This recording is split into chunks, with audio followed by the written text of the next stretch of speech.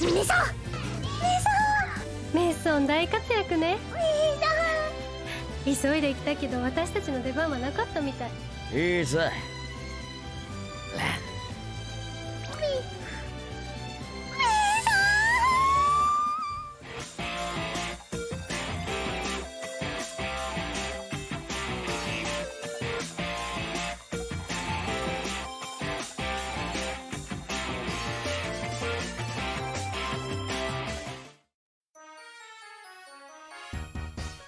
Hey everyone, it's Mark.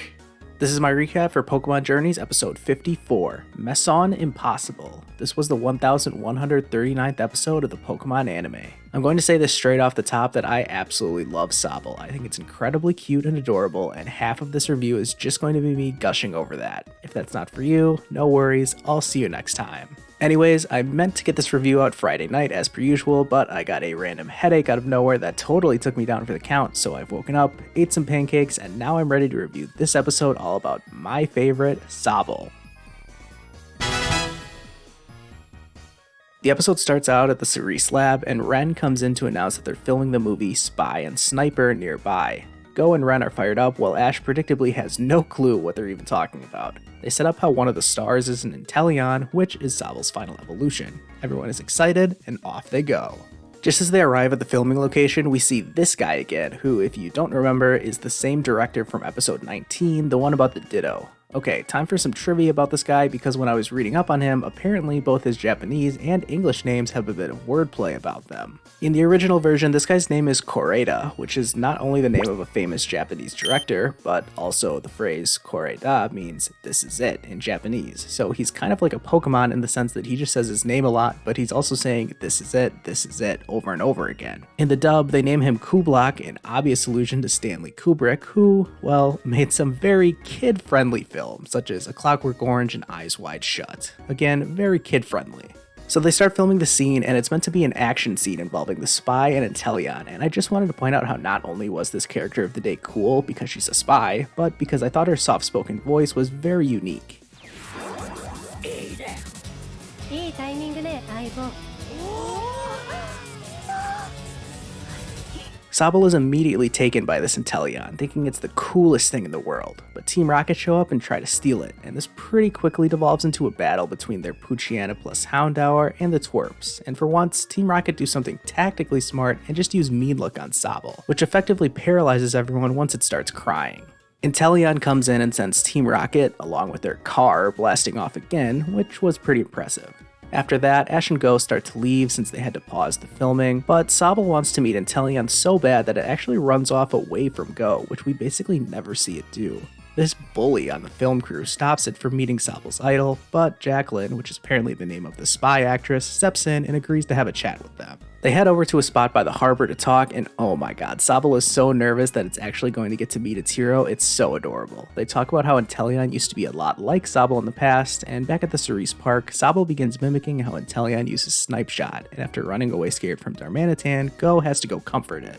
The next scene is a really important one, as Go talks Sobble up, motivating it by saying that they'll train together and get stronger, just like Inteleon. As I saw a lot of people point out on Twitter, this pretty much directly contrasts how Go handled things with Scorbunny back in episode 17, when he told Scorbunny all the wrong things, which just made it angry and run away, whereas this treatment of Sobble was exactly what it needed to hear. Nice continuity and great character development from Go.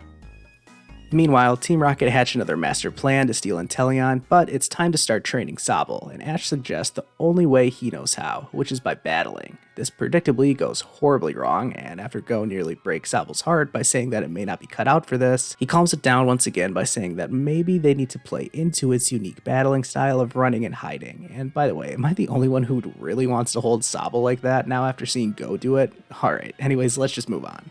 They basically start playing hide and seek at this point, but Sobble seems to be getting the hang of it and looks like it's having fun. Their training takes them all the way back to this place, which immediately triggered flashbacks to me since this was the same place that Scorbunny evolved into Raboot, and I was really hoping Sobble didn't evolve here too. Thankfully, that's not what happens, and they find this guy from the film crew trapped in a bag, and apparently Team Rocket stole his Gothita and they're holding it ransom for Inteleon. Ash and Go say they'll go rescue it, and they make their way to this sketchy cave that's filled with Meowth-themed camera devices.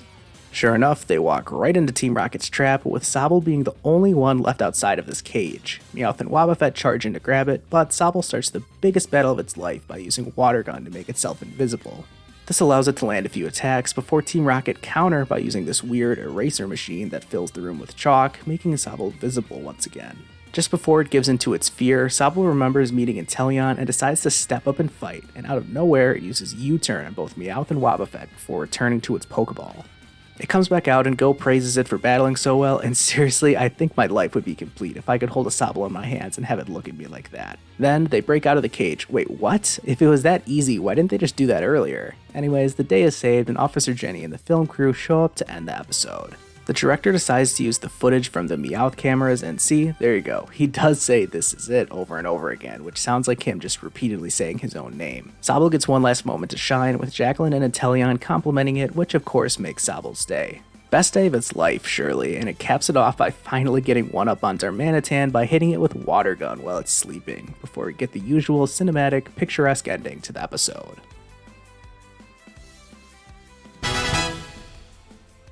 I'm giving this episode an 8 out of 10 rating. If it wasn't obvious enough already, I absolutely loved seeing a Sobble-focused episode. Sobble was the star in this one, and there was almost no way I was ever going to dislike this episode.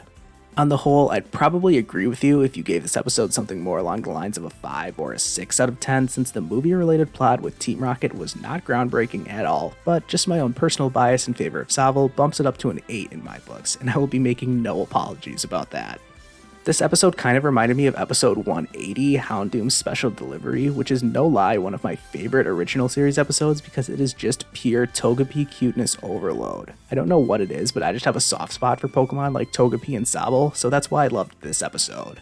Looking forward, does this mean that Sobble's dream now is to evolve into an Inteleon and become just as strong as Jacqueline's? I would be totally okay with staying as a Sobble forever, but it is also very satisfying to see a main character's Pokemon fully evolve over time. It's a pretty easy story to tell if they're given enough character development, and that's exactly what this episode did for Sobble. We got to see its courage increase, it actually picked up some battling skills for the first time in its life, and now it has something to look up to and work towards, so I'm excited to see what the future holds for Go's Sobble. As for Team Rocket and the film crew, if it wasn't for me discovering the new trivia about the directors' names, then I wouldn't have really had much positive to say about them in this episode. It would have been cool to see that Ditto show up again, but oh well. Chloe's back for the next episode, and it looks like the trio is taking a trip to the Glimwood Tangle in Galar. The episode is going to feature a Galarian Ponyta and Rapidash, which will take Chloe's interest, and then we'll also meet Opal for the first time, which is exciting. We all like it when Galar gym leaders show up. What do you guys think? Will anyone catch a new Pokemon in the next episode? I'm leaning towards no as of right now, but we'll see what happens. Let me hear your predictions in the comments. Oh yeah, quickly before I go, I know I plug my Twitter from time to time, and the link to my account is always in the description of my videos, but this week I'm having an especially fun time recapping the old Pokemon side story episodes from back in the day. They're a pretty obscure section of the anime that not a lot of people are familiar with, so I definitely recommend checking that thread out and following me while you're over there. Thanks as always for watching, and be sure to leave a like on this video and subscribe to my channel. I tried to get the Suicune timeline video out last week, but I couldn't finish it in time, so that should be out soon. I will be curious to see how much footage I can get away with including in that one without getting copyright claimed. On that note, thanks for watching, and I'll see you guys next time.